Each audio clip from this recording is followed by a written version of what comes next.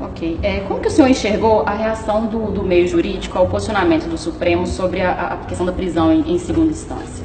Eu sempre tive comigo que não era necessário aguardar o recurso especial junto ao Superior de Justiça, nem o extraordinário junto ao Supremo Tribunal Federal.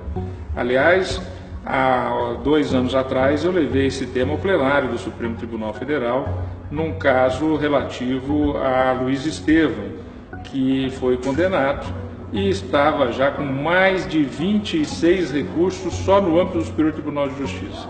Quando eu recebi o processo em meu gabinete, ele estava naquele dia, era o último dia para decidir, porque no dia seguinte já haveria a prescrição. Ou seja, se eu não tivesse tomado uma atitude drástica de entender aqueles recursos protelatórios, o que foi confirmado pelo colegiado, ele estaria solto, porque teria prescrito através deste artifício de inúmeros e inúmeros recursos.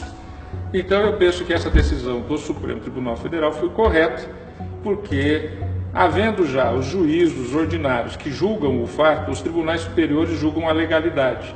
Ele não julga se o fato ocorreu ou se o fato não ocorreu, ele julga a legalidade. A não ser naqueles casos em que originariamente o Supremo tem que julgar, que são os casos chamados de autoridades com foro de prerrogativa de função, como os parlamentares e os ministros.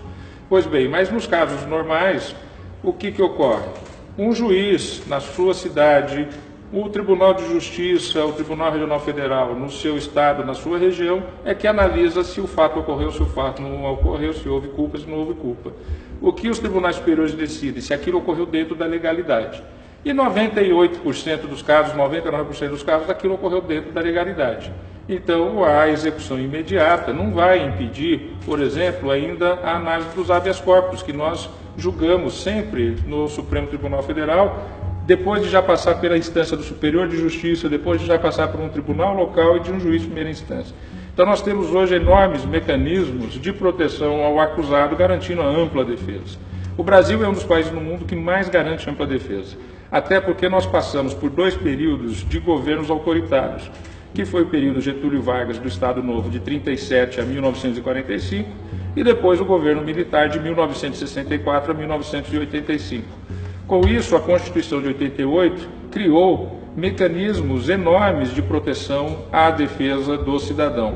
E nós temos isso e o judiciário sempre está aberto à decisão. Eu mesmo recebo em torno de 10 a 15 habeas corpus por dia em meu gabinete para análise. Se identifica-se ali uma ilegalidade, nós decretamos essa ilegalidade. Mas a verdade é que 90% dos casos, e muito mais do que isso, são casos que ocorrem dentro da normalidade.